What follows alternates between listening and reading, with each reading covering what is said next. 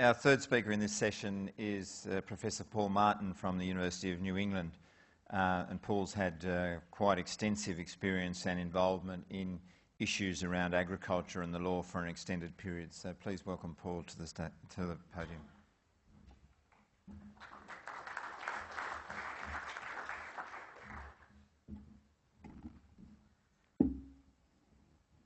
So I'm not going to start by saying I'm a lawyer and I'm here to help you, even though it seemed to work pretty well for Peter. I'm going to say that I'm a lawyer, I'm an accountant, and I'm an academic, so I'm going to mislead you. I'm going to mislead you into believing that the two other speakers and Mick and I have caucused to prepare a seamless presentation that deals with the key issues that this whole couple of days is about, and in particular that ends up with consideration of the recommendations in the research report, because I think that if you haven't read the report, you really should. So if I start with where I'm coming from with this paper, just try and get this to work. Yep, it worked. So there isn't an actual Google Ag, I don't think. So I created this, but I created it for a purpose. So in this room we have a bunch of people who all represent digital platforms, are involved with digital platforms. They've all got different ways of shaping what they do. They're all part of an industry which, I don't know how many platform companies there are. There must be, well, at least hundreds. But the top 150, well, I know there are at least hundreds, but of course the top 150, according to data from The Economist, have a value of something over, capital value, something over $5 trillion. And the USA commands about 80% of that, followed, I think, by China. Australia's agricultural sector, again, in this case, having to use Google and then having to do some rather primitive manipulation of the numbers, I think, and I stand to be corrected on this, but I think the value of farming to Australia's GDP is somewhere around $1 billion, a bit less than that. Land value is somewhere around $300 billion, according to one of the sources I went to and brought up to date. So think about that. $5 trillion or $300 billion. Those who are more mathematically inclined can count the number of zeros that differentiate those two things. So what I'm about to do is informed by my exposure to this field, which is involvement in high technology company, particularly software, in strategy work as an investor, and now of more recent times as a lawyer and an academic. So let's first start with the topic and what do you mean, and here are some alternative ways of looking at the topic. So, regulation, technology and agriculture. Do we mean public regulation using technology? So that's when people say, oh, the government is going to use this data to find all the bad things we've done and to prosecute us and to make our lives generally miserable. That's one view, and that's definitely been canvassed a bit today, and it's one of the possibilities. It could also, of course, mean that, and the last presentation highlighted this, the opportunity to use technology to make the transaction costs of compliance with regulation a lot lower. And it's a significant opportunity. Many of the oppositions from farmer groups about red tape or imposition by government, my observation, are driven by significant frustration with the inefficiency of the systems, even more so than they are with the problem of the substantive restrictions. Native vegetation control in New South Wales would be a classic. I think every landholder ended up with a reason to hate the regime, even if there wasn't a substantial control required, because the paperwork and the delay and everything else was just so frustrating and so difficult. So not only are there, if you like, negatives for landholders in this space, there are also some opportunities which are being underexploited to reduce the transaction cost of regulatory regimes. But that's just one interpretation of the topic area. Private regulation, and Peter's paper basically picked up on this, regulation by contract. Increasingly, well, there is a contest over who will govern that's going on between the public and the private sector. And increasingly, governance is not driven by government.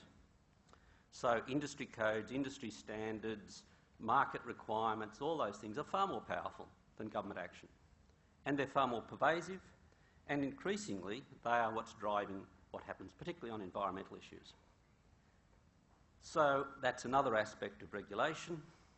So how contracts are supervised and administered and the role of technology, that's a second aspect.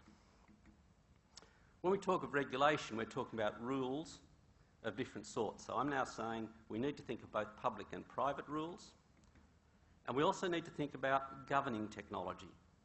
And this is where we come to the Australian Farm Institute's report, where the recommendations are largely about how should we govern this opportunity, which I'll come to a bit in the end.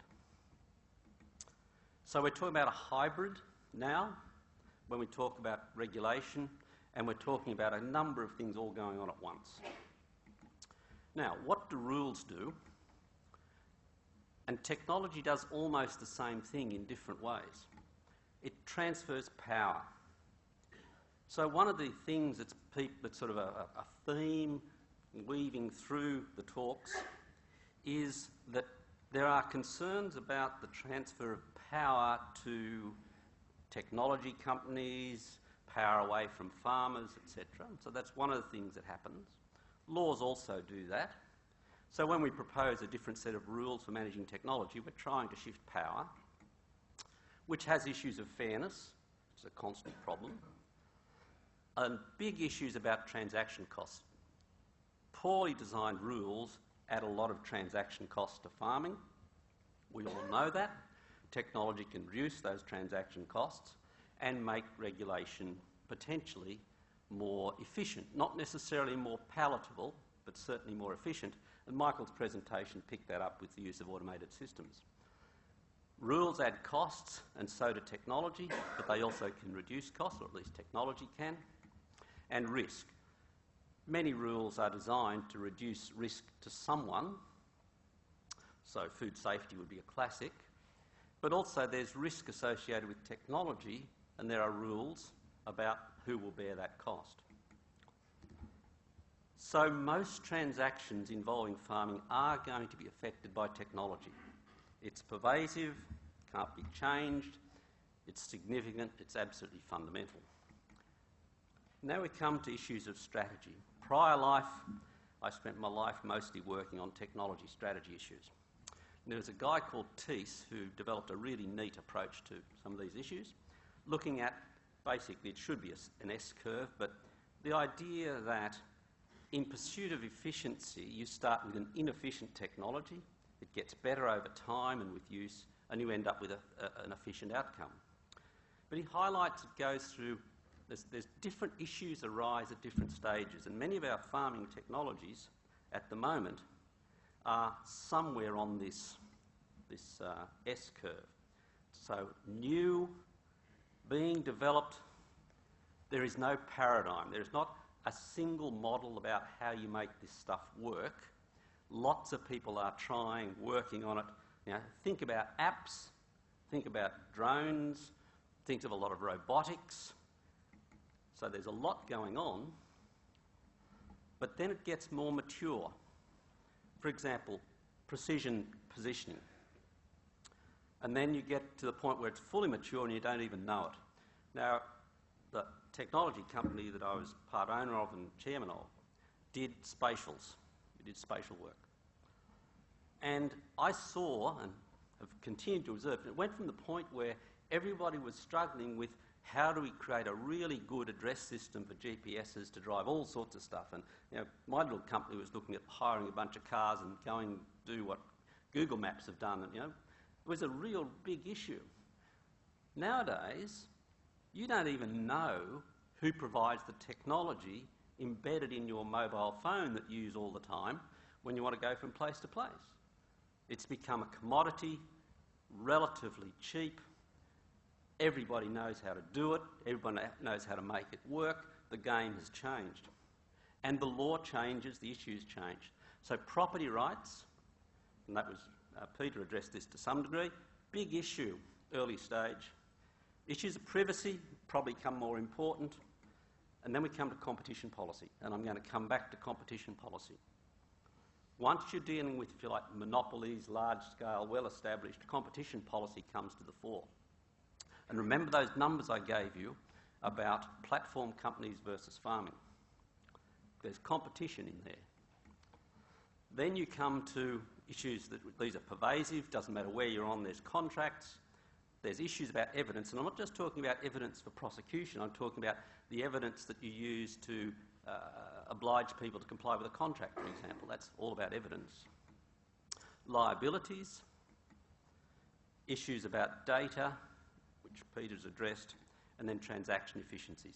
These are just some of the law and private treaty type, private contract issues or other such issues that exist embedded in this evolution of technology. So we've talked about the Internet of Things and farming. I won't spend any time on this, but basically, we've already addressed this. If you look at what goes on in a farm and the role of technology, the number of transactions that are occurring is almost uncountable. Well, I've not been able to count them. And all of them are shifting. They're all changing. The technologies are at different levels of maturity. The nature of the issues is different depending on the particular technologies. We've had a number of presentations that point to this. So I did a Google search. I thought, well, why don't I do a search on the Internet of Pigs? So not the Internet of Things, but the Internet of Pigs. And that's what I did. And Nathaniel, somewhere in the audience, we're pleased with this. It's what he wants me to talk about. So let's take this one. And I found this. And I said, what are the legal issues? And again, Peter's partly picked up on this because we caucused and planned our wonderful seamless presentation. He highlighted that all this data that's being gathered for the purpose of managing pigs efficiently could also be used for other purposes. If animal welfare was a concern, then there's all sorts of stuff you could read into data that piggeries are keeping about animal welfare. You don't necessarily have to send someone over with a camera to observe what's going on. There are other ways of doing this sort of stuff. So that'll make some people nervous. It's just a reality. You're not going to change it. It's just the way the world is going. But then I looked at another example of the Internet of Pigs. So this is from a group at QMDC who are using pig tracking. Now, one of the big legal issues, a regulatory issue, is invasive species. And it's probably about the most cumbersome, difficult, hard to manage piece of regulation. And we're making it worse because we're moving to this idea of a general biosecurity obligation. Now, I'm a lawyer that worked in this space for years and years and years. I've got no idea what it actually means. But, yeah, I don't think anybody else really does either. We have views about what it might mean. But to make it work, we're going to use evidence. We'll need evidence to make it work at all. So there is this interesting stuff going on using pig tracking to identify basically where the pigs move to. It doesn't take a leap of imagination to say, wow, you could take that technology and start applying it to getting landholders to understand that pigs are traversing across their land, and if they're not doing anything about it, start giving them a notice. There's all sorts of ways you could take this. So there are 5 technology governance issues that I want to pick up on very briefly. There are big issues about ownership, aggregation, control and use of multiple data streams. And I think what Peter said is quite correct. This will get resolved by negotiation. There'll be winners and losers. In this room, I don't know how many competing interests sit in this room, but there's a lot of them. You're not all on the same page, not all looking for the same things. There will be a process of negotiation and bargaining. Some people will try and convert it into a legal negotiation where you have someone creates a rule, they'd say we need a law to protect our interest or stuff like that, may or may not happen. That's another form of bargaining. There will be relatively low cost, high quality evidence for both public and private enforcement. Private contracts are going to change significantly, they're already changing significantly, and that's something that we're going to just have to get used to. That's how it's going to be. Think about your bank's ability to supervise what's happening on your property, just as an example. Now, they're not marshalling a lot of this technology yet, or I don't think they are. There's a lot that they could do. Think about your supply chain, and I think Michael's presentation partly picked that up. You can trace stuff through the supply chain and you can impose conditions through the supply chain operation that 5 years ago you couldn't think of doing. Competition and power and policy I'll come back to in a moment, but I think it is one of the pervasive challenges in this space. Again, come back to the basic numbers. Relative power, relative wealth, how are we going to manage that? New types of contracts, and that's a great opportunity for many people, many organisations, and innovations in how we transact. So let me come then to the things I want to finish up with and to make sure I'm good on time. So basically there are two flows that drive every transaction. It doesn't matter what you're talking about. There's resources like how much money or moving people around or moving livestock, and then data. Information, signals, whatever you call it. So all of your transactions are going to be changed in some way by these technological changes in data. It'll be pervasive. It won't just be about data captured from your tractor. One of the reasons I chose this little Google Ag thing was, it must be 12 months ago, I did a search for one of those small swimming pools that you run the water through at high pressure, and I just, I wonder how they go. Now, every time I open up my app now, my Google, I get an ad for this bloody swimming pool thing that I have no real interest in. So the data, the patterns of data are going to change. They're going to follow all sorts of different weird ways. Digital innovation will permeate the farming system in all sorts of ways. A lot of the significant effects will be indirect and obscure. You won't see them. They'll affect you, but you won't see them. And now I want to come to issues of power and the proposals that are in the research report. It's a good report. The first and second set of recommendations, one relates to forming a particular organisation, the second one relates to a proposal about fair sharing of benefits and how that might be done. I want to pick up on a couple of things and just go through the challenges of trying to achieve that. I'm not against it, but the challenges that really have to be identified. Firstly, as Peter identified, conceptually there is no intrinsic property right in the data that is held by the person about whom the data is collected. You can take a photo of me and I have no right to that photo. I own myself, but I don't own the photo. It's the same if you're driving your tractor around and it produces data that goes up to the cloud. There's no intrinsic reason why you have a right to that data. It's a matter of negotiation, which was identified. So there is naturally a free market here, an absolutely free market. Now, I think almost everyone in this room would say, I am in favour of free markets, and I'm in favour of free trade agreements. I think most would say that's good. Farmers generally think that's a bloody good idea. Should be more of it. Well, if I'm a digital company, if I'm a Google, so am I. I'm absolutely in favour of free market. I want free market for all this free data for me to take it, use it, exploit it, negotiate with the farmers, do whatever I want, and any interference with that is an interference with free trade. So, my $5 trillion industry is fighting these battles all over the world in different ways. They're all trying to get absolute freedom to do what they want to do, and it's probably a bloody good thing, at least from their point of view. And all around the world, people are trying to fight against that because they have their particular interests. And they're also, what they're trying to do is good. It's not good and bad, it's all good or bad. So if the ag sector wants a special governance system for its data, then it's going to require a lot of thought and a lot of work to get that special system. It's not just going to happen because people think it's a good idea. So here's some thoughts. Firstly, the people that you are going to require to work this through for you, many of them are in government. Government has a compromised incentive system here. It is in favour of free trade. You know, it's a good thing. They fight for them. They sign these agreements. They go out there and most of them have sections about digital commerce. So if you're going to say, well, we're not so sure about free trade in this area, there's going to be some interesting discussions with different government departments. Secondly, the human resources to understand these issues and the expertise does not lie in government. It lies in industry.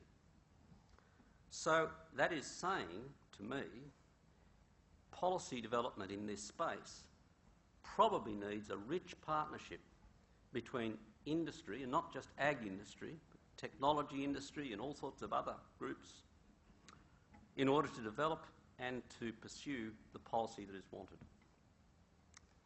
It says there has to be a genuine collaboration, because otherwise you've got so much different specialist knowledge that's involved in these issues. So that basically then leads to my final thing. So governance may seem to be the really boring bit. You know, this is really unexciting. I don't want to think about this stuff. It's all, you know, let pay Peter to do it. It's good. I'm sure that'd be okay for you, Peter. Work all right for you. Or get a research grant and pay us to do some of it. We'll be quite happy with that. But basically, it's pretty fundamental to what's going to happen. And if you think about the future of the ag sector, this stuff is going to permeate every transaction that you do. It's really fundamental, really important, and basically it's going to take a lot more work and a lot more effort to come up with the sort of policies that you think are going to be useful. I'm done.